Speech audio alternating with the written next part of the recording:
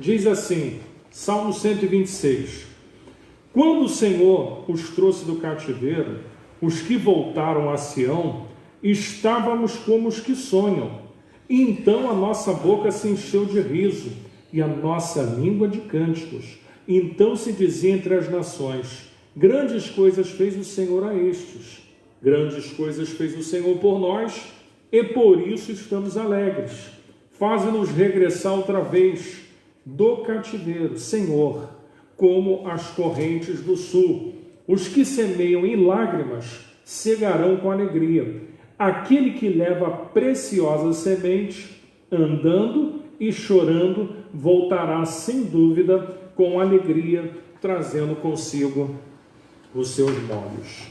Meu irmão, isso tem sido a nossa história, a preciosa semente que nós temos carregado ao longo desses anos. Este salmo fala muito ao nosso coração porque remete a um período em que Israel estava voltando novamente e estava sendo restituído, e eles estavam com um sentimento de tanta alegria por aquilo que Deus havia feito, pela restituição, pela restauração, e o coração deles se encheu de alegria. Muito parecidamente com o nosso hoje, meu irmão, nosso coração está cheio de alegria, estamos felizes, porque é sinal de que a mão de Deus esteve conosco, está conosco, nos permitiu chegar aqui para um propósito. Eu não tenho dúvida que a igreja de Maum, ela nasceu com um propósito, com uma finalidade. Nós não somos mais uma igreja, mas somos uma igreja que fomos chamados para fazer a diferença. Somos uma igreja que dentro do contexto do século 21 fomos chamados a grandes desafios, a rompermos, meu irmão, com toda a religiosidade e com todo o ecumenismo que permeia o seu evangélico, para apregoarmos e para ministrarmos a poderosa palavra de Deus em verdade, em espírito, e mantermos, meu irmão, a chama do avivamento, a chama do metodismo, a chama da palavra de Deus em primeiro lugar nos corações, para que as pessoas reconheçam e encontrem o verdadeiro avivamento e o sentido do que é a palavra, é avivar a vida de uma pessoa, que é transformar, arrancar essa pessoa de uma vida em que Deus vai lá e traz vida onde não há vida. Avivamento produz esse tipo de vida, e a igreja tem esse compromisso de levar vida, restaurar a vida, de ressuscitar, de trazer os mortos à vida, de tirar aqueles que estavam mortificados no pecado para ressurgirem, para terem uma nova vida com Cristo. Então, meu irmão, minha irmã, nós estamos muito felizes. Estamos aqui, eu, diácono André, está aqui a diaconisa Thaís, a obreira Socorro. Estamos só nós 4, mas a Bíblia diz que onde há 2 ou 3 o Senhor está. Então a igreja aqui física, ela está no mesmo local,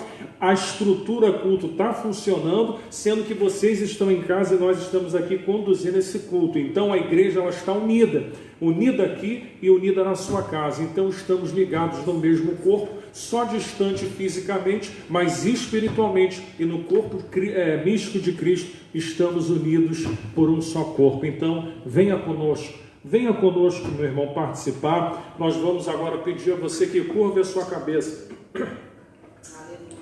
Nós vamos iniciar esse período orando, daqui a pouco estaremos louvando a Deus.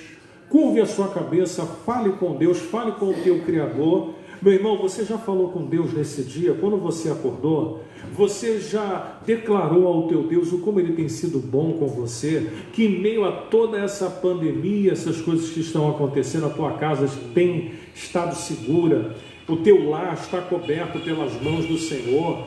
Meus irmãos, é motivo de agradecermos, porque nós estamos podendo cultuar, meu irmão, estamos podendo, apesar das dificuldades, prestarmos o nosso culto a Deus. Muitas coisas estão acontecendo no nosso país, é necessário que oremos, é necessário que todos os dias clamemos, porque as coisas vão mudar. Meu irmão, o Brasil, ele vai prosperar, o Brasil vai dar certo, mas nós temos que estar preparados, porque haverá um período difícil, e nós estamos nesse período difícil. Coisas ainda acontecerão, Deus vai ter que separar o joio do trigo, Deus vai ter que balançar essa nação, Deus vai ter que balançar, porque quem tiver firme vai ficar, quem não tiver, meu irmão, que for balançado vai cair. Então nós temos que orar, meu irmão, para que a nossa casa esteja de pé. Deus vai fazer da nação brasileira a nação na qual Deus vai levantar o último grande avivamento.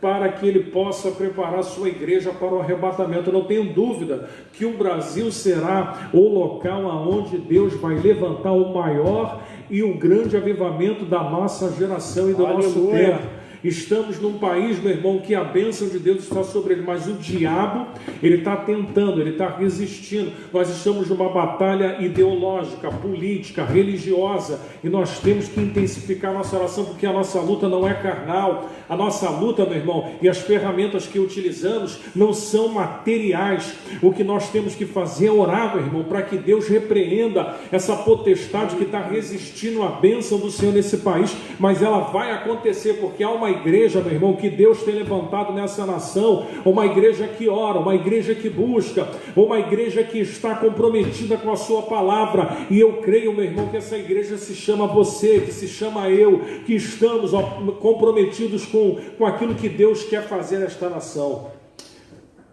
Senhor, graças te damos, bendizemos o teu nome. Como é bom, Senhor, podermos te adorar. Independente, ó Pai, do espaço físico, gostaríamos de estar aqui na tua casa todos, nós estamos, gostaríamos que os outros estivessem, sim, Senhor, mas nós estamos agora reunidos em tua presença, e na tua presença, meu, ó Deus, aonde quer que seja, em casa, aqui, ela é preciosa. Nós não abrimos mão, Pai, de sentir a tua presença, não abrimos mão, Pai, de sentir a manifestação do teu poder. Não estamos em mais um culto, Senhor, nós estamos no culto que o Senhor, ó Pai, preparou nesta noite para nós e que vai fazer a diferença na nossa vida. Não é mais uma simples reunião, mas sim aquela que está acontecendo nesse presente momento, aonde a tua glória tem sempre algo novo, preparado, não uma coisa repetitiva do que aconteceu, ó Pai, na semana passada, mas algo novo para a nossa vida, Senhor Deus, e nós queremos o novo, queremos sentir, Pai, a tua presença neste lugar. Não abrimos mão, Pai, de enquanto essa reunião estiver acontecendo, ó Pai, de sentirmos a tua presença para nós é preciosíssima, Senhor. A tua presença nos fortalece, nos alimenta, ó Pai, nos dá a certeza de que começaremos uma semana bem, de que mais uma semana estaremos de pé, estaremos prontos para a batalha, de que o Senhor vai nos dar vitória, de que o Senhor vai abençoar o nosso estado, vai abençoar o nosso bairro, vai abençoar a nossa casa, Senhor. Por isso, receba a nossa adoração, a nossa gratidão. Toma-nos em tuas mãos, receba o nosso culto, Pai, em nome de Jesus. Amém. No livro de Juízes, capítulo de número 11, vou falar sobre a história de Jefté. Vou falar a história de um homem que fora juiz em Israel, mas um homem, meu irmão, que quando você olha para a biografia dele, quando você olha para a história de Jefté, não tem como, meu irmão, quando você olha para a vida daquele homem, você vai dizer assim, bem, esse homem tinha tudo para dar errado, para ser um Zé Ninguém na vida. É assim que eu me vejo, meu irmão. Quando eu olho para trás, eu olho para a vida de Jefté, eu faço um raio-x da minha vida. Jefté foi um homem que foi rejeitado pela sua família, um homem que vivia uma estigma muito ruim. Se você já leu essa história, se você leu a fundo, você vai perceber que tem coisas na vida que a gente não tem como explicar. Tem coisas que você olha para a sua própria vida e você não consegue explicar. Porque se você tentar explicar de maneira natural, você vai ficar confuso. Porque tem coisas na vida das pessoas que eram para dar errado, tem pessoas que não eram nem para estar vivas agora, tem pessoas que não eram nem para estar me vendo agora aqui. Tem pessoas que já poderiam ter partido dessa há muito tempo e muitos terem partido sem ter o conhecimento de Jesus. Mas aí, meu irmão, é que eu olho para a Bíblia com um olhar que eu não tenho. Quando eu olho para Deus, eu olho para Deus como um ser que não tem como eu tentar achar alguma coisa para justificar, porque Deus é bom. Quando você olha para a Bíblia num todo, você vê que Deus é bom. E quando você fala que Deus é bom, não é porque a Bíblia diz, porque Deus é bom, porque Ele faz aquilo que nós não merecemos, por isso que Ele é bom. Não é retribuição de bondade que a gente está recebendo, pelo contrário, a gente está recebendo uma retribuição do que a gente não merece. Por isso que Ele é bom. Ele é bom porque Ele dá para você e para mim aquilo que nós nem merecemos, quanto mais aquilo que Ele acha que mereçamos.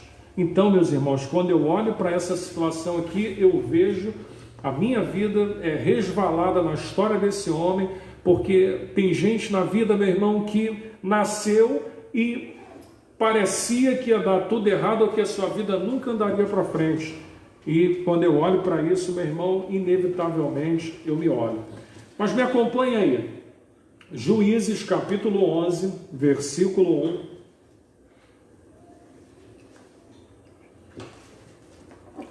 Diz assim. Eu vou ler do 1 ao 6.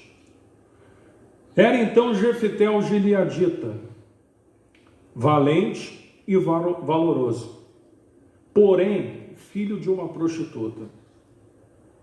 Obviamente que eu me assemelho com ele, mas a prostituição não tem nada a ver com a minha mãe não, tá?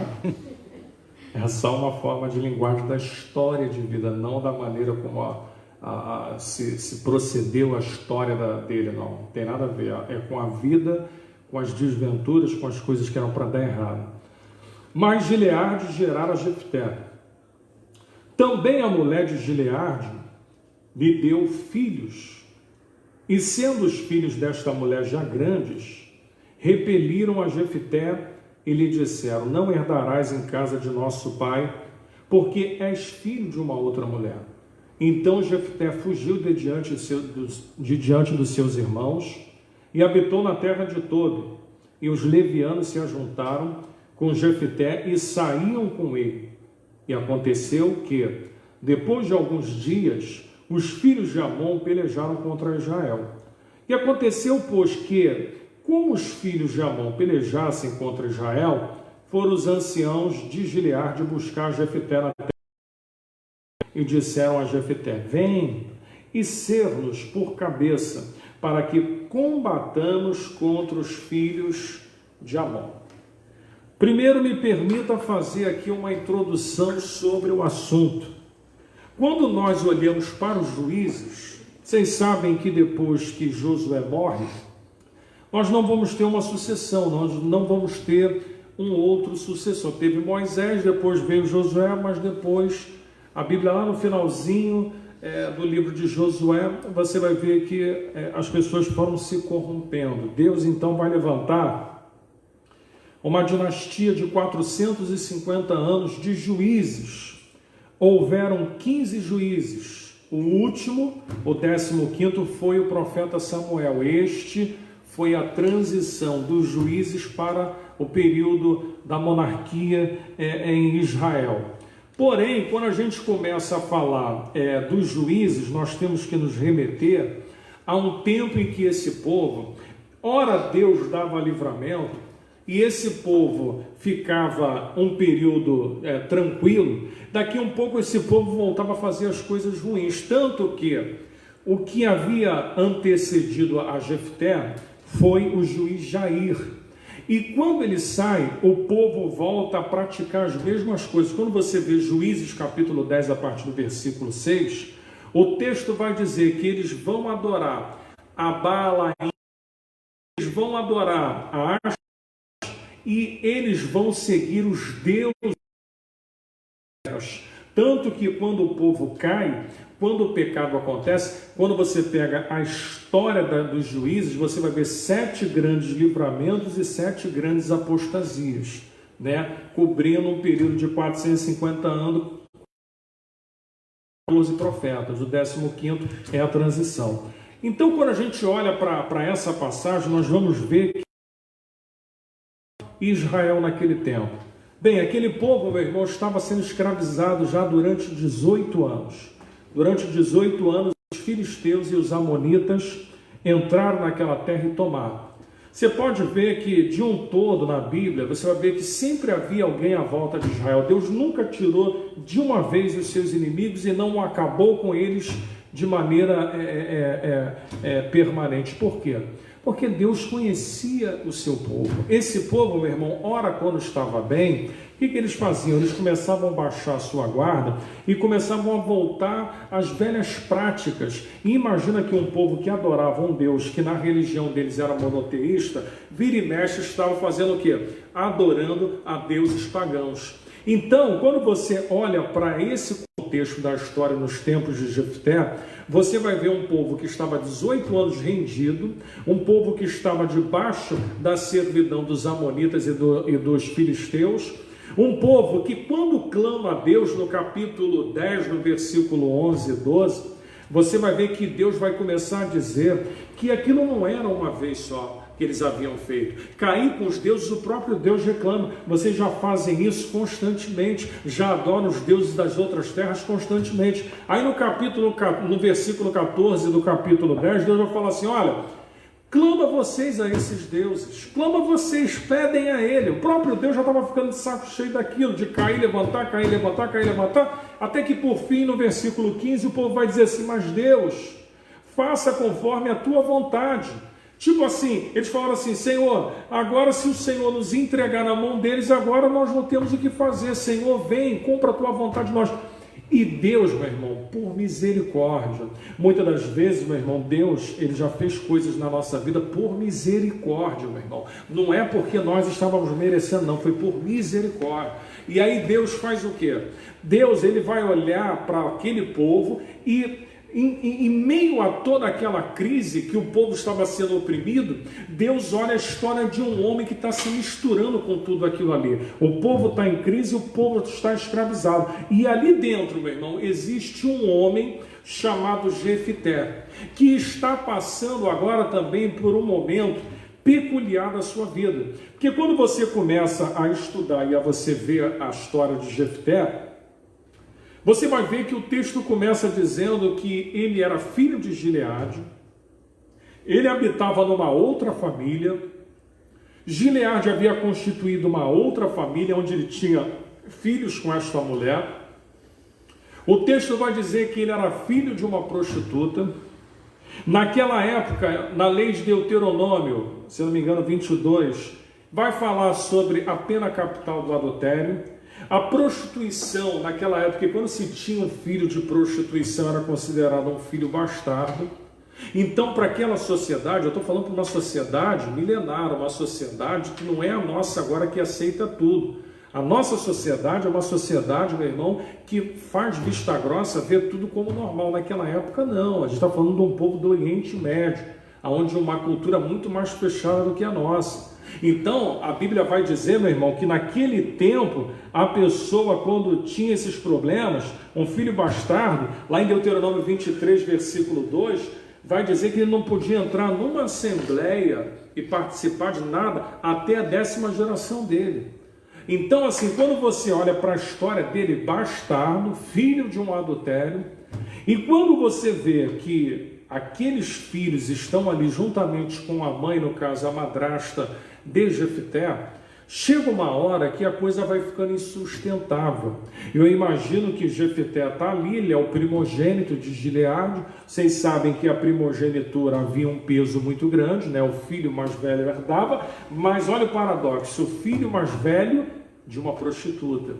O filho mais velho, não de uma família agregada como estava, no caso, Gileade, a sua mulher e os seus filhos. Parecia que alguém estava sobrando naquela história. Por que eu estou contando isso para você e montando esse preâmbulo? Eu estou querendo dizer para você que quando você olha para a vida desse homem, a Bíblia diz que tudo quanto antes foi escrito, Romanos 15,4, escrito foi para o nosso ensinamento.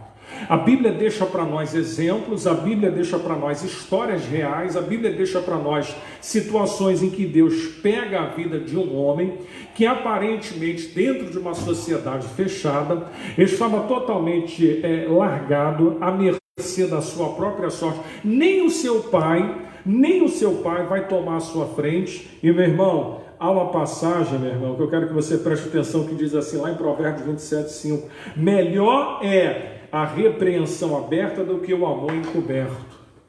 Deixa eu dizer uma coisa para você, aquele pai ali, ele poderia ter sido mais presente, mas aquele pai, meu irmão, ele foi omisso. E não adianta, meu irmão, você achar que existe amor omisso, porque as coisas encobertas, meu irmão, para nada presta.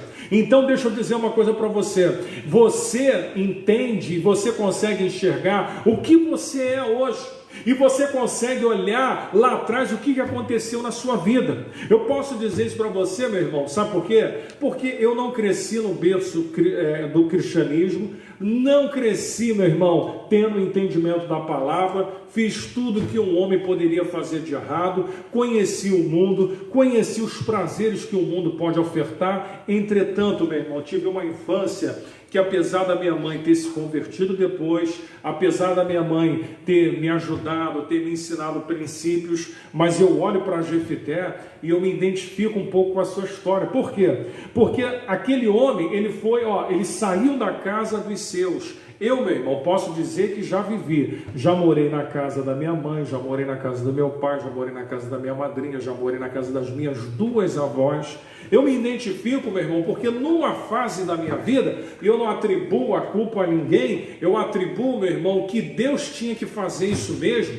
Deus tinha, meu irmão, que me preparar para a vida, Deus tinha que me esmerir de alguma forma, e hoje eu olho para trás, meu irmão, e percebo como Deus é bom. Eu valorizo essas coisas, eu olho para trás e penso assim, eu poderia também ter dado errado, porque chegou uma época da minha vida, na fase da minha adolescência, na fase do início da minha juventude, meu irmão, que eu já não estava querendo saber de mais nada, eu já estava vivendo, meu irmão, coisas que hoje, olhando para trás, falaria, meu Deus, como eu vivi essas coisas, como eu participei, como eu pude fazer essas coisas. Mas, meu irmão, quando você está no mundo, quando você está lá fora, quando você olha para a tua volta e você parece que não vê saída, não vê socorro, e sabe como eu vejo a vida de Jefité?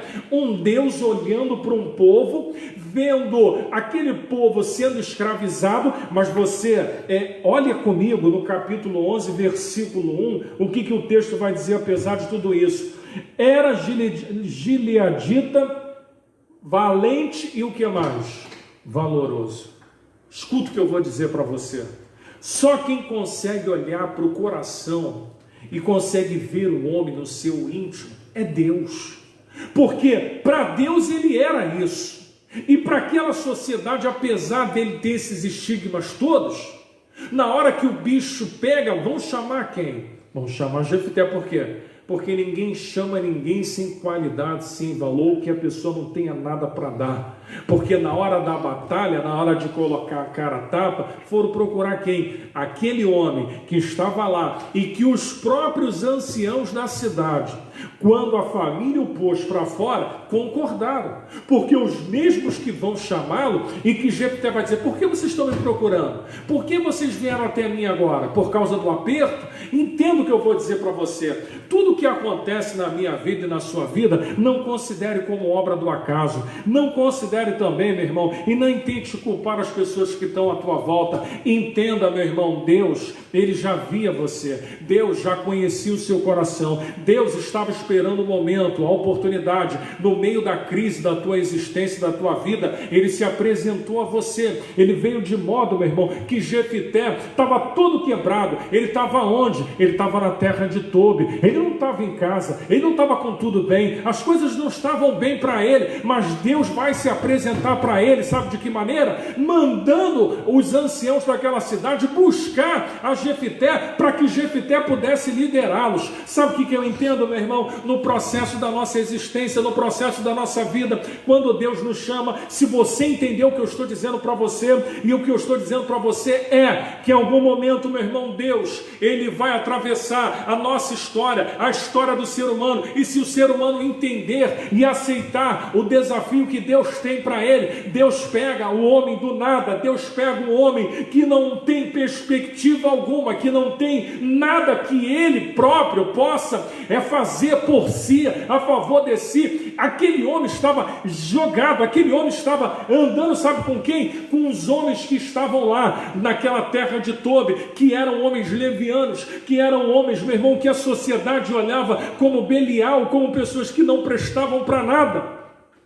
E Jefté parece que fica esquecido naquela terra. O que eu quero dizer para você, o primeiro ponto da análise desse sermão nosso aqui, é que aquele homem era valente, valoroso, mas o texto diz assim, porém, filho de uma prostituta. Já parou para pensar que na vida do ser humano tem sempre os poréns? Olha, fulano, porém, as pessoas olham para as outras sempre com porém. Mas quando isso chega na mão de Deus, Deus vai acabar com esse porém. Deus vai mudar a tua história, meu irmão. Porque quando Deus chama Moisés, Moisés é gago. Porém, Moisés era pesado no falar. Porém, Moisés não sabia como conduzir, como levar aquele povo na fala. Mas o que Deus faz? Deus vai lá e coloca um Arão para poder ser a boca de Moisés, para que Moisés pudesse conduzir o povo. Meu irmão, entenda uma coisa, os poréns da nossa vida, eles vão acontecer, mas Deus vai sempre, no meio de tudo isso, criar uma oportunidade para mim e para você, para superarmos isso. Sabe por quê? Moisés era de boca pesada. Moisés, para conduzir aquele povo, teria dificuldade. Mas, meu irmão, não são os poréns da vida que vão nos desanimar. Não é por causa de uma coisa que lhe aconteceu é que você deva desanimar. A Bíblia vai dizer valente, valoroso, porém a segunda parte a ser destacada era que era filho de uma prostituta. Meu irmão, não deixe que as coisas negativas sejam destaques na sua vida. Saiba, meu irmão, que Deus olha para você como uma pessoa valorosa, como uma pessoa que Deus vê, meu irmão, potencial. Quando ninguém via nada, quando aquele homem estava desprezado pelos seus, pela sociedade, largado, abandonado, Deus estava vendo a vida daquele homem. Deus estava permitindo as coisas acontecerem. Meu irmão, não sei se você acredita nisso, mas Deus, ele tem um propósito na vida de cada ser humano, e para que isso aconteça, escute o que eu vou te dizer, meu irmão, só vai acontecer se você entender, só vai acontecer se você compreender o chamado e o propósito de Deus. Tem pessoas que morrem, não entendem e nunca vão viver isso. Agora, se você entender o que Deus quer para você, meu irmão, as coisas vão abrir para você, vão se descortinar para você, e você vai entender quem está entrando e mudando a tua história. Você vai entender quem é que te chamou e por que você chegou aqui, e por que você está aqui diante de mim, me ouvindo, pregando isso para você, porque Deus já sabia, Deus já te via, Deus já te guardava, Deus já tinha algo na sua vida. Você não sabia, mas Deus sabia. Na trajetória da tua vida, Deus estava contigo. Você não sabia disso, mas Deus estava te guardando. Deus, meu irmão, Ele coloca a oportunidade. Eis que ponho diante de vós hoje o caminho da bênção, o caminho da maldição, o caminho da vida e o caminho da morte. Cabe a vós escolher o que você quer, meu irmão. Se você quer ser como o homem Jefité, que teve 2 momentos na sua vida, quer ser lembrado pelos poréns, ou você quer ser lembrado por aquilo, meu irmão, que ninguém está vendo, mas Deus está vendo, por aquilo que você precisa aprender a confiar, que ainda que você não esteja vendo, mas Deus está fazendo a teu favor. Você crê nisso? Amém. Porém, quando Deus chama Abraão, Sara é estéril. Tem sempre um porém na caminhada, precisa acreditar.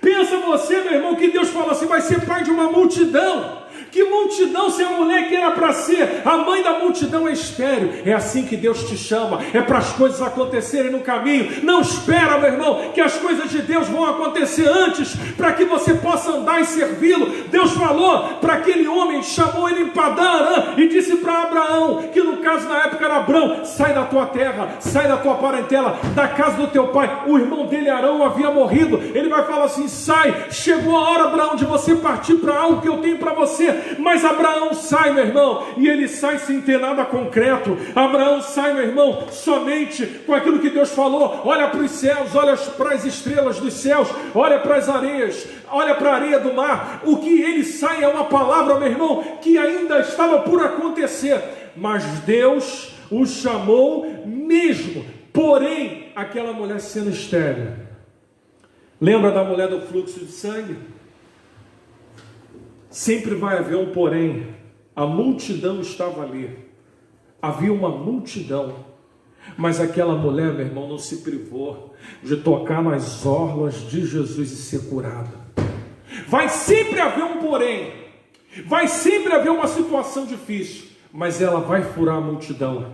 Mas ela vai tocar em Jesus.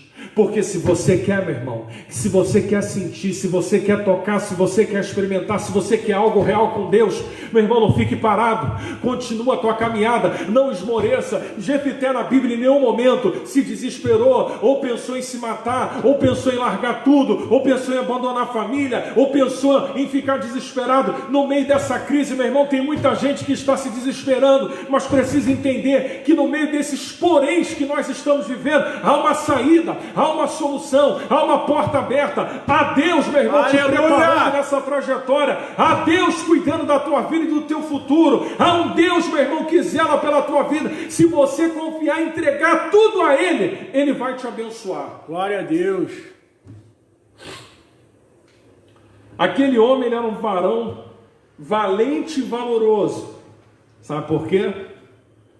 Porque quando chamaram Jefité para poder ir à frente, Jefité era um homem de palavra. Jefité não quis lutar. Jefité procurou o líder de Amon e disse: olha, quando nós saímos do Egito, vocês nos embarreiraram pela caminhada do deserto. O rei de Edom, Balaque, também rei dos Moabitas, tentou. E aquele homem tentou arguir o quanto ele pôde. Meu irmão, Deus conhecia o coração daquele homem. Aquele homem, apesar de ter sofrido, de ter vivido uma série de coisas, era um homem que, quando teve a oportunidade, ele não quis guerra. Ele não quis partir para um sentimento mais de revolta contra aquele povo. Não, meu irmão. Quando Deus te chama, Deus ele vai te preparar para momentos. Esse momento era um momento de articulação. Por isso ele é um cara valoroso. Ele não quis briga. Quando ele foi expulso da sua casa, meu irmão, o que o texto diz que ele era antes? Valente e valoroso. Por que ele não brigou? Por que ele se deixou ser expulso da sua casa? Entenda, meu irmão, que quando você compreende a palavra de Deus para a tua vida, você não vai intentar de maneira alguma usar a sua força. Você não vai advogar por causa própria. Você não vai querer tomar a dianteira e fazer a justiça que é de Deus. Aquele homem, meu irmão, sai expulso pelos seus irmãos, pela sua madrasta, com o consentimento do pai, porque não faz nada, e com a permissão dos anciãos daquela cidade. Ele resiste? Não. Por que aquele homem era valente e valoroso? Porque ele não usa a sua força. Ele se torna, meu irmão, uma voz. Olha só, quando ele vai lá para o meio dos levianos, ele vai se tornar uma voz profética num ambiente hostil. Está vendo por que Deus conhecia o coração daquele homem? A primeira coisa que eu digo para você: valente e valoroso, porém filho de uma prostituta. No meio de tudo isso, meu irmão, aquele homem tinha o seu valor, e apesar dos poréns na vida dele, Deus estava preparando. Entenda uma coisa, esse primeiro ponto eu coloco como preparo. As pessoas olham você de uma forma, Deus vê de outra. As pessoas dizem assim: é filho da prostituta que está saindo da cidade. Todo mundo sabia. Quem é filho de prostituta, meu irmão? Isso estou falando de uma sociedade lá atrás. Imagine hoje, saber que a mãe saía com A, B, C, era da prostituição. Tanto que o pai tinha vergonha, porque se o pai, meu irmão, fosse pai, ele não ficaria, como eu disse lá em Provérbios, com a mão encoberta. Ele se manifestaria e sairia em defesa do seu filho. Mas nem isso, por quê? Por causa da vergonha social. Sabia que era filho de uma prostituta, sabia que isso comprometia a nova família. Vai e deixa. A segunda coisa que eu vou aprender aqui é que está no versículo 2 do capítulo 11, vai dizer assim: também a mulher de Gileade lhe deu filhos, sendo os filhos desta já grandes, repeliram a Jefité e disseram: não herdarás na casa do nosso pai, porque és filho de uma outra mulher. Não herdarás na nossa casa. Os seus irmãos disseram. Segundo ponto: não herdarás na nossa casa. Cadê o pai? A omissão do pai. Meu irmão, muita coisa acontece e a gente sabe porque há pessoas que se omitem. Há situações que acontecem dentro de muitos lares porque há omissão dos pais. Muita coisa acontece errado porque os pais se omitem. Cadê Gileade aqui? Quem é culpado, meu irmão? Quem se deitou com a prostituta foi ele, não foi Jefté. O culpado nesse momento de não ter tido atitude foi o pai. E o que eu quero trazer para você hoje é um ensinamento, meu irmão. Como eu disse para você, Provérbios, o texto vai dizer assim, capítulo 27, versículo 5: melhor repreensão aberta do que o amor encoberto. Meu irmão, é melhor você agora ter atitudes, mas atitudes para o bem, do que encobrir, dizer que ama e ver o teu filho se perdendo Não adianta dizer que ama e o teu filho está se perdendo do caminho, está saindo da igreja, está começando a ir lá para fora no mundo. Alguma coisa está errada. Você vai ver que ele foi rejeitado pelos seus. Foi rejeitado por dois motivos. Por causa da primogenitura, porque o primogênito herdava 2/3. Se houvesse filhos na casa, 2/3 era dele. E não só isso, mas a herança também. A herança de terras. Ele era a pessoa que, quando o pai não estivesse, ele assumia tudo. Então aqui nós vemos que há um jogo de interesse. Não herdarás na nossa casa. A gente sabe que isso é um grande problema. Lá em 1 Timóteo, se eu não me engano, 6:10, ele vai dizer que a raiz de todos os males é o apego, é o amor ao dinheiro, ao material, e aquilo que causa muita destruição em muitos lares. E aqui o que nós vemos, meu irmão, é também uma situação motivada por questões financeiras, por herança, e nós sabemos como isso dá dor de cabeça, como isso dá problemas em algumas famílias. Então a segunda coisa que eu vejo é que aquele homem ali, meu irmão, ele é rejeitado pelos seus irmãos, pai, sociedade. Aquele homem sai. E aí, continue me acompanhando, capítulo 11, versículo de número 3. Diz assim: então Jefté fugiu de diante dos seus irmãos e habitou na terra de Tobi. E os homens levianos se ajuntaram com Jefté e saíam com ele. O que eu aprendo aqui? Primeiro, não reagiu e nem fez justiça. Aqui tem uns ensinamentos aqui para nós bem práticos. Aquele homem não reage. Aquele homem não faz justiça. Aquele homem foge. Há momentos da nossa vida que nós precisamos entender que é melhor você ficar calado, que é melhor você não falar nada, você ficar na sua. Mateus 23:12, Jesus vai dizer que os exaltados serão humilhados e os humilhados serão exaltados. No Cântico de Ana, no capítulo 2 de 1 Samuel, versículo 7 e 8,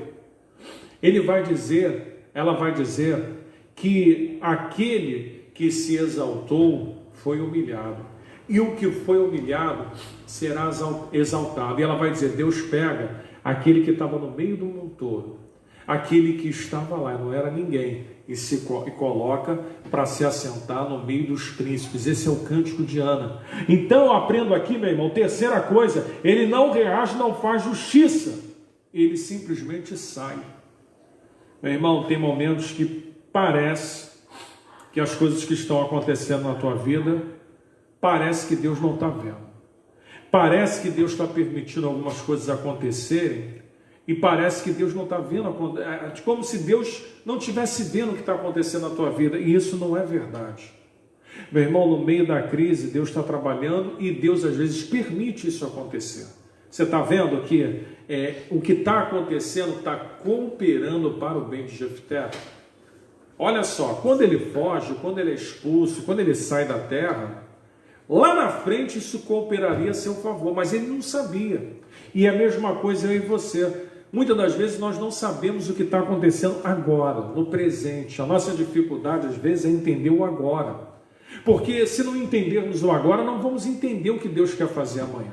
Se a gente não entender que as coisas que estão acontecendo na nossa vida, e o texto vai dizer que todas as coisas cooperam para o bem daqueles que amam a Deus, se eu não entender que Deus está no controle, meu irmão, aí eu não vou aguentar.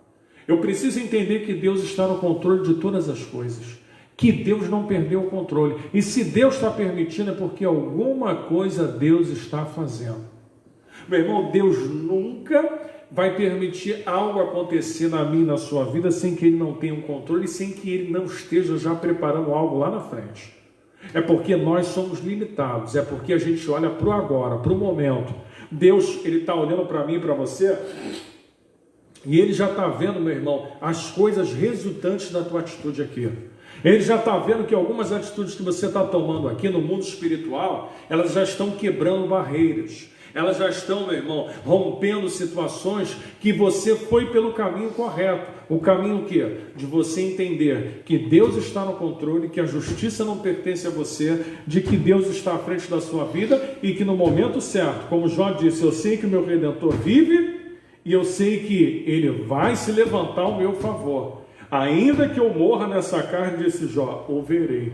Por quê? Porque ele tinha certeza que o seu Redentor ia se levantar. Então eu quero dizer para você que aquele homem não reagiu, não fez justiça. O texto vai dizer que ele foi para uma terra chamada Tobi. Meu irmão, é aqui que a gente começa a aprender algumas lições. A palavra Tobi, ela quer dizer no hebraico o bom de Deus. O bom de Deus nunca é o bom nosso. O bom de Deus nunca é aquilo que nós queríamos que fosse bom. Por quê? O bom, a princípio, estava dentro da casa dele. Mas Deus o tira dali e permite que tudo aquilo aconteça para que, de fato, ele experimente o que é bom. E o que é bom, meu irmão? O bom é você viver a vontade de Deus. O bom é você se deixar ser movido pelo Espírito de Deus. O bom é você compreender que nas adversidades Deus está fazendo você crescer. O bom é você compreender, meu irmão, que nada foge ao controle de Deus e que Deus está, meu irmão, trabalhando na sua vida. Sabe o que acontece? Aquele homem não briga, não luta, não discorda, sai humilhado de cabeça baixa, é enviado para uma outra terra fora daqueles termos de Israel e vai viver na fronteira entre Amon e a Síria e vai viver com homens que a Bíblia denomina como homens levianos. E ele vai para uma terra que quer dizer bom de Deus. Meu irmão, como entender que o bom de Deus nunca é aquilo que nós esperássemos que fosse bom para aquele momento ou para aquela ocasião? Como entendermos que o bom de Deus nunca é aquilo que nós acharíamos que fosse o bom para aquela situação? O bom de Deus não é o nosso bom. O nosso bom, muitas das vezes, não é o bom que Deus espera que seja. O bom de Deus sempre está nos caminhos mais improváveis. O que Deus faz nunca é pelo caminho de lógica. O como Deus trabalha nunca é por aquele caminho que a gente fala assim, não, Deus vai por ali. Deus não vai por aquilo que eu acho que deva ser. Deus não trabalha porque você quer. Deus não trabalha porque você acha. Deus trabalha porque Ele sabe o que é necessário, o que você precisa, como Ele precisa trabalhar na tua vida. Deus vai permitir que situações dessas aconteçam muitas das vezes. Não é para a tua humilhação, não é para a tua derrota, não é para a tua queda, é para te amadurecer, é para fazer você crescer, é para você compreender que Deus está no controle da sua vida e que o bom dele vai ser lugares que você não gostaria de estar. Em sã consciência, se você perguntasse para aquele homem, você queria estar onde? Queria estar em Tobi, numa divisa entre a Síria com Amon, viver com pessoas que você não conhece, ou você preferiria estar no conforto da sua casa, com seus irmãos, com a sua família, com tudo bem? É óbvio que o ser humano diria, eu queria estar na minha casa, mas Deus está dizendo para Jefté o seguinte, para que eu possa te preparar, para que você possa vir a ser um líder, para que você possa gerir uma nação, você precisa aprender nas adversidades, você precisa viver as coisas contrárias. Meu irmão, se você quer aprender a liderar, se você quer aprender a viver aquilo que Deus tem para a tua vida, aprenda que os momentos difíceis estão preparando você, que os momentos de adversidade é Deus te preparando para algo grande, é Deus te esmerindo, é Deus tratando com você. Meu irmão, nunca entenda que aquilo que Deus está fazendo é ruim, tudo que Deus faz é bom, por isso Ele vai falar, vai para Tobi, porque Tobi é o bom que eu tenho para você nesse momento. Tobi é o que Deus tem para você agora. Ah, mas eu estou passando por isso, Deus não está vendo, tá? Quem sabe esse é o teu Tobi, é o lugar que Deus quer você agora. Escuta, meu irmão, Deus estava esmerindo ele lá. Se aquele homem teve a habilidade de conduzir homens levianos, lá na frente Deus ia colocar ele para conduzir uma nação. Entenda, meu irmão, Deus não vai te colocar nada ou em alguma coisa que seja grande sem que antes Ele te teste aqui, sem que antes Ele te prepare aqui. Ele vai te preparar primeiro. Tobi é um adestramento. O melhor de Deus vai sempre vir por caminhos inusitados. O que Deus tem para fazer de bom na tua vida, nunca é pela rota que você espera.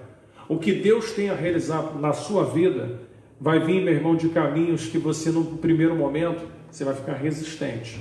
Mas se você entender que Deus está no controle, você vai falar: Deus, se Tobi para mim agora é o momento, eu vou para lá. Se você me quer em Tobi, é porque tu quer que eu aprenda. E em Tobi, Deus está te ensinando. Amém? Quarta coisa, capítulo 11, versículo 3. O texto vai dizer assim: então fugiu Jefté diante de seus irmãos e habitou na terra de Tobi. E homens levianos se ajuntaram com Jefté e saíam com ele. Meu irmão, aquele homem influenciou uma geração. Escuta o que eu vou dizer para você. Paulo vai dizer, agia como menino, discorria como menino. Mas agora que veio a idade adulta do entendimento, escuta o que eu vou dizer para você. Deus está te preparando. E a quarta coisa é que em todo o tempo da tua vida que você entendeu o Evangelho, Deus vai te chamar para influenciar a tua geração e a tua época. Desde que eu entendi o Evangelho, eu entendi lá há 23 anos atrás, na minha geração, na minha primeira etapa, Deus me chamou para influenciar a minha geração. Eu pude, uma parte desse chamado, influenciar a minha geração. Posso dizer para vocês que a minha geração, que eu comecei tudo, foi uma das melhores gerações, onde Deus me permitiu, para o lado positivo, influenciar pessoas. E hoje eu entendo que nessa outra etapa, Deus está me chamando para influenciar, porque em toda a época da minha vida, eu sou chamado a influenciar, eu sou chamado para fazer a diferença. E meu irmão, isso quer dizer que você está entendendo etapas que da sua vida serão importantes. Em todo momento você foi chamado para ser um influenciador. Você foi chamado para marcar geração. Eu quero marcar essa geração que eu estou vivendo agora. A minha geração anterior, naquilo que eu pude contribuir, eu marquei. Eu quero marcar essa geração agora. Deus te chama para você entender o para que Ele te chamou. Quando eu olho para a vida de Daniel, eu olho para um rapaz que tinha 17 anos quando entra na terra da Babilônia. Vejo outros rapazes que estavam ali, que como ele entraram naquela terra escravos, mas só ele e Sadraque, Mesaque e Abednego compreenderam o que era estar numa cidade ou numa terra que era totalmente corrompida e desprovida dos valores de Deus, porque eles eram escravos. Mas sabe o que eu aprendo com a vida de Daniel?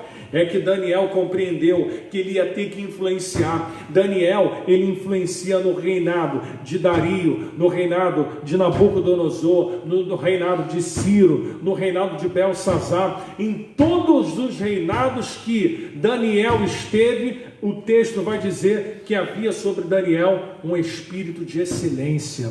Meu irmão, você foi chamado para viver a excelência do Evangelho, e são poucos que vivem a excelência de fato. Você está entendendo, meu irmão, que Jefté, como juiz aqui, tem uma mensagem de vida, de história, de quem não era nada e passa a ser alguém porque acreditou numa proposta que para as pessoas elas são um pouco meio que surreal, de você entender que de uma hora para outra tu não era ninguém, Deus te pega, faz, mas você precisa entender quem é você. Sabe por quê? Porque o texto vai dizer que quando ele é chamado, ele entendeu o que ele era. Ele vai falar assim: eu não volto. Agora que o bicho pegou, vocês querem que eu volte? Mas Jefté, olha só, não volto. Sabe o que o texto vai dizer? Capítulo 11, versículo 5. Outro ponto aqui, diz assim: e aconteceu que, pois, os filhos de Amon pelejassem contra Israel, foram os anciãos de Gileade buscar Jefté na terra de... Se lembraram de Jefté, aonde? Em Tobi. Mas escuta o que eu vou dizer, isso aqui é uma mensagem para você. Tobi é o quê? O bom de Deus, o melhor de Deus. Para alguém se lembrar de você, onde você está vivendo o melhor de Deus, tem que ser muito melhor do que você está vivendo.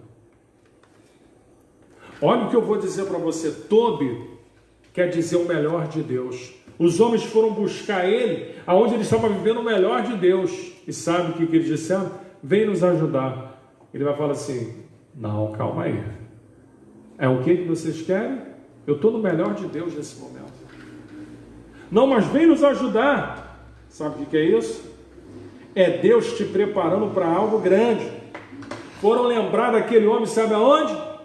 No lugar esquecido.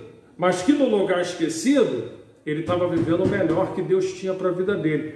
Entenda agora o que eu vou dizer para você. Quando você estiver vivendo o melhor de Deus, esquecido pelos homens, é a hora de Deus agir.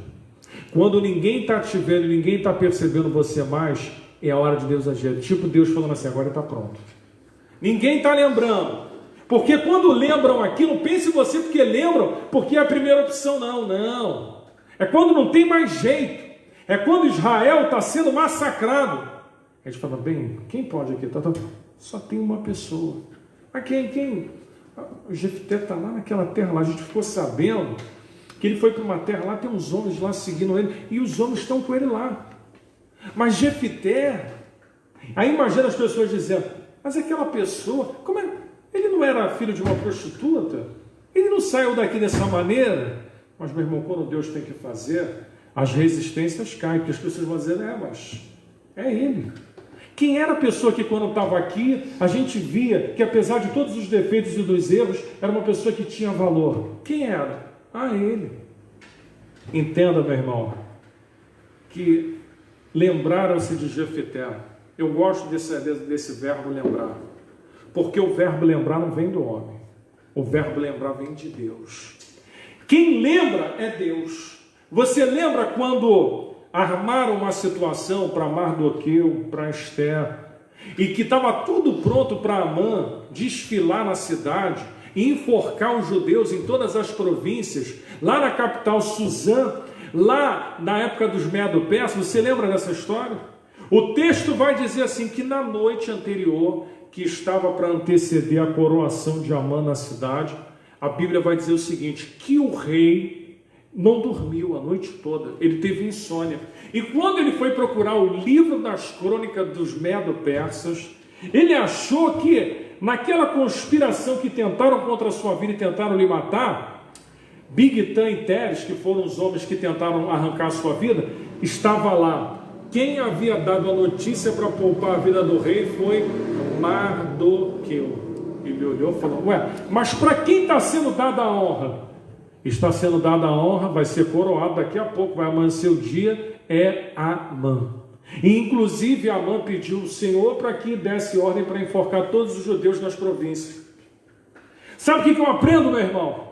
Nos 45 minutos do segundo tempo, quando parecia que Amã ia prevalecer, que nada ia mudar, o verbo lembrar pertence a Deus.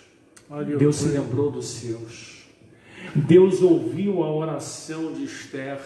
Deus ouviu a oração de Mardoqueu quando disse, Esther, não pense você que se você se calar para esse tempo, que na verdade você está sendo levantada no meio desse povo, pode ter certeza, se você se calar, Deus vai levantar outro, de qualquer lugar, mas Deus vai fazer, Esther. E Esther se viu numa condição em que ela estava ali, e que para ela se apresentar ao rei, ele tinha que estender o cetro. Caso ele não estendesse, que era um ato de misericórdia, aquela mulher morria. Sabe o que aconteceu? Aquele cetro foi estendido. Sabe por quê? Porque Deus havia dito para aquela mulher, havia falado para Mardoqueu, que a justiça de Deus ia operar. Então ela foi diante daquele que podia fazer justiça. Deixa eu dizer uma coisa para você, Mardoqueu estava todos os dias à porta do rei, para que as coisas aconteçam na tua vida. Não saia da porta do rei, não saia da presença de Deus, não deixe de buscar, não deixe de orar, porque Deus vai se lembrar de você, e a qualquer momento essa situação que você está vivendo, ela vai mudar. Deus vai virar, o que estava para baixo vai vir para cima, o que estava em cima vai vir para baixo, aquilo que parecia que não ia acontecer, vai acontecer. Quem achou que ia se sobrepor sobre você vai cair, e você que estava por baixo, Deus vai exaltar. Aleluia.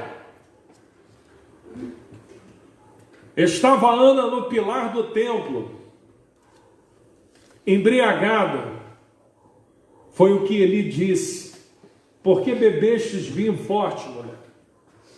E aquela mulher não tinha bebido, aquela mulher havia chorado tanto no pilar, que aquela mulher estava com uma voz embargada, estava meio estranha. O cara achou que ela tinha bebido, porque aquele homem já havia perdido a visão. Eli já havia perdido a visão de Deus, tanto é o final trágico dele.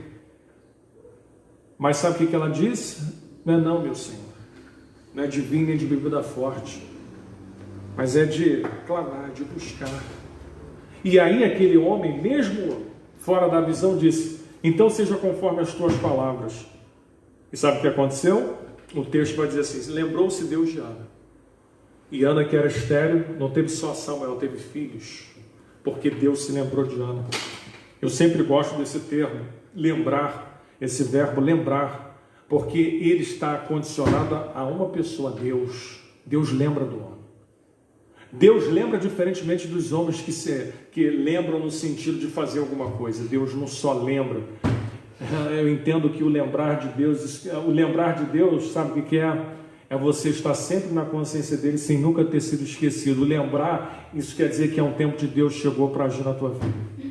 O lembrar quer dizer que você sempre esteve no pensamento dele. Deixa eu dizer uma coisa para você: você não está esquecido não, você está nos pensamentos de Deus. A Bíblia diz que os meus pensamentos acerca de vós são pensamentos de paz, para dar o fim que desejais. O pensamento de Deus é bom para você, mas ele, quando tiver de lembrar, ele vai lembrar. Quando ele tiver de se levantar ao teu favor, ele vai se levantar. O lembrar de Deus é diferente do lembrar dos homens. O lembrar dos homens tem uma conotação. O lembrar de Deus é ação. O lembrar de Deus é milagre. O lembrar de Deus é mudar situações. O lembrar de Deus, meu irmão, é te colocar numa posição que Deus acha que agora você está pronto. Deixa eu correr para o fim. O texto vai dizer, Juízes capítulo 11, versículo 29. Ele vai dizer assim: e Jefité fez um voto ao Senhor. Aliás, versículo 29, estou lendo 30. Então o Espírito do Senhor veio sobre Jefité, e atravessou ele por Gileade e Manassés, porque passou até Mispa de Gileade, e Mispa de Gileade passou até os filhos de Amon. O segredo, meu irmão, é que quando ele tenta conversar com o rei de Amon, quando ele tenta dialogar, preste atenção, grande líder, ele vai sempre pelo caminho do diálogo, porque a guerra, ela vai ser sempre posta em segundo plano. Quando nós queremos resolver qualquer coisa, a guerra vai estar sempre em segundo plano. Ele tenta conversar, ele vai falar assim: olha, a terra que vocês dizem que era de Camus, que era o Deus daquela terra, ele vai falar assim: Deus nos deu. Essa terra que nós estamos foi uma terra que Deus prometeu a gente não está pegando nada de vocês.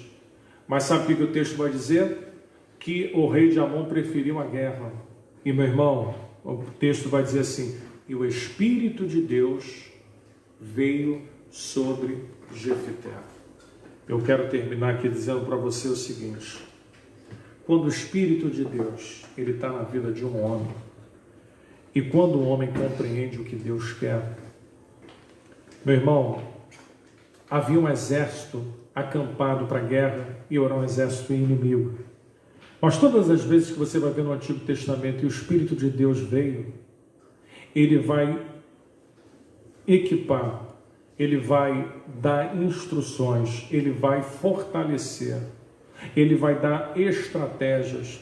O Espírito de Deus é o responsável pelas nossas conquistas e vitórias. É o Espírito de Deus que te dá estratégia. Lembra de Gideão? Que com 300 homens ele falou: separem 3 de 100, dá a buzina na mão de um, dá a tocha na mão de outro. E olha, quando acontecer, vocês vão acampar 100 numa parte, 100 na outra, vão ficar com as tochas para as pessoas verem, para parecer que tem muita gente, vão tocar a buzina para ficar com aquele som de multidão. E sabe o que aconteceu? Na estratégia, o Espírito veio sobre Gideão, e Gideão, capítulo 8, versículo 4 de Juízes, vai dizer: cansados, porém ainda perseguindo. E enquanto eles não mataram até o último homem, eles não pararam. Sabe o que quer dizer isso? Com 300 homens, Deus deu uma batalha, um povo e um exército na mão de Gideão. Sabe por quê? O Espírito de Deus veio sobre ele. Eu quero terminar, meu irmão, dizendo para você que o nosso sucesso é o Espírito Santo sobre a nossa vida. Aleluia. O sucesso de qualquer homem é ter o Espírito de Deus se movendo sobre a sua vida. O Espírito está sempre se movendo em nós e por nós. O Espírito, meu irmão, que habita em você, ele quer te fazer conquistar. Meu irmão, eu termino essa história dizendo que Jefité era um sério candidato para dar errado na vida, para viver uma vida de traumas e frustrações, para viver uma vida de decepções e fracassos, para viver uma vida desacreditado, para viver uma vida que ninguém dava nada por ele, uma pessoa que não tinha horizonte nenhum, uma pessoa que só tinha rejeição, que só tinha coisa ruim para contar.